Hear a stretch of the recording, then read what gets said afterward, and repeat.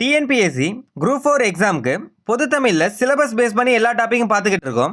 இந்த வீடியோவில் ஏலாதி ஔவையார் பாடல்கள் பார்க்க போகிறோம்.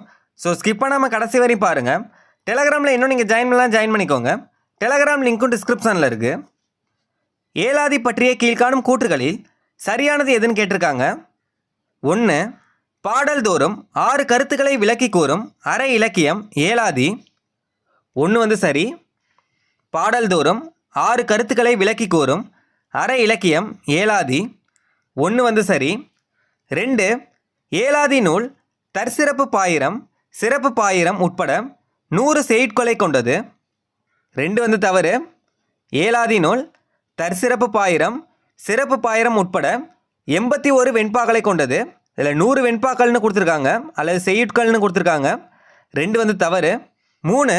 ஏலக்காய் லவங்கம் சிறுநாவற்பூ சுக்கு மிளகு திப்பிலி என்னும் 6 பொருட்கள் சேர்ந்த மருந்து உடல் பிணி போக்கி நலம் செய்யும். 3 சரி. 4. அதுபோல ஏலாதியில் ஒவ்வொரு செயலிலும் சொல்லப்பட்ட 8 கருத்துக்களும் மக்களது மனநோயாகிய அறியாமையை போக்கி தெளிவு தருவன. 4 தவறு. இதில் சரியானது என்னன்னா 1, 3 தான் சரி. ஆப்ஷன் சி இதுதான் சரியானது.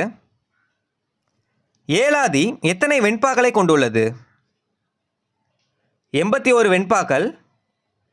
ஏலாதி எத்தனை வெண்பாக்களை கொண்டுள்ளதுன்னா 81 வெண்பாக்கள். ஏலாதி எந்த நூல்களில் ஒன்று? 17 கீழ்கணக்கு நூல்கள். ஏலாதி எந்த நூல்களில் ஒன்றுனா 17 கீழ்கணக்கு நூல்களில் ஒன்று. பழியில்லா மன்னன் யார்? எது போற்றும்படி வாழ்வான்? நூல்கள் போற்றும்படி வாழ்வான். 17 கீழ்கணக்கு நூல்களில் ஒன்று.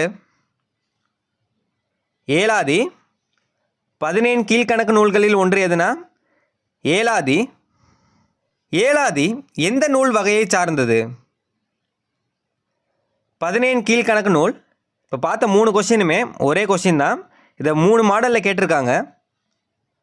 கணித மேதாவியார் எந்த சமயத்தை சார்ந்தவர்? சமண சமயம். கணித மேதாவியார் எந்த சமயத்தை சார்ந்தவர்னா சமண சமயம். ஏலாதி நூலை இயற்றியவர் யார்னா கணித மேதாவியார். மீத்துன் விரும்பேல் என்றவர் ஔவையார்.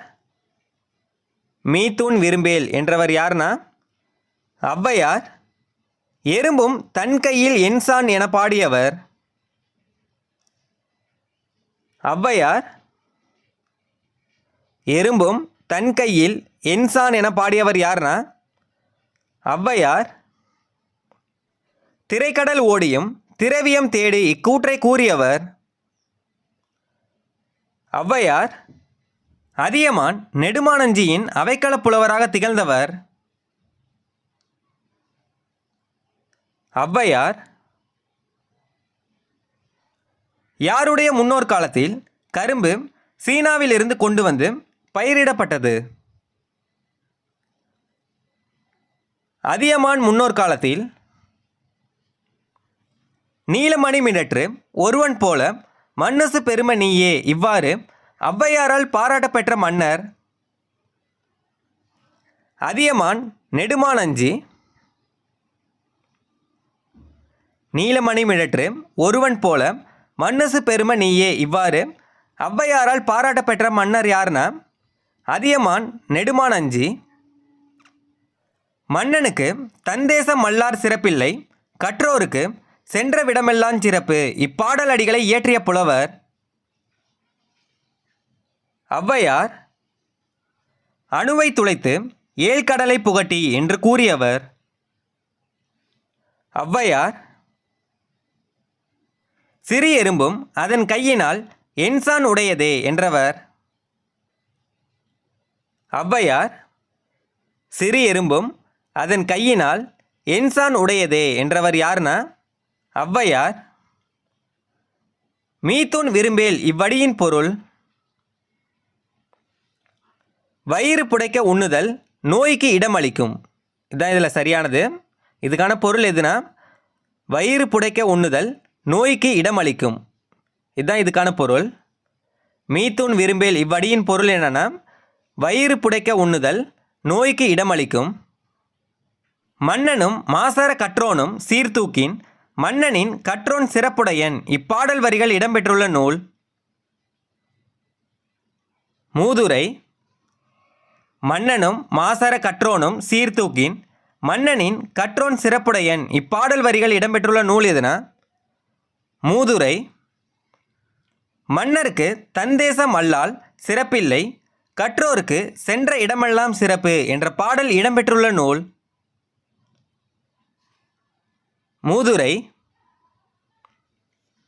அடுத்தது பொறுத்துக. மதியாதார் முற்றம்.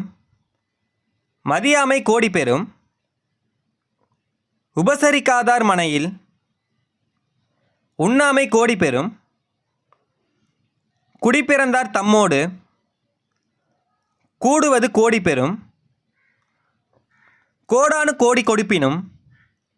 சொன்ன சொல் தவறாமை கோடி பெறும். இல்லை, சரியானது எதுனா பி தான். 2, 4, 1, 3. இந்த கொஷின் வந்து ஏற்கனவே பார்த்துட்டோம். திரைக்கடலோடியும் திரவியம் தேடி என்றவர் யாருன்னா ஔவையார். கீழ்கண்டவற்றில் ஔவையார் இயற்றிய நூல் எதுன்னு கேட்டிருக்காங்க. ஞானக்குரல். கீழ்கண்டவற்றில் ஔவையார் இயற்றிய நூல் எதுனா ஞானக்குரல்.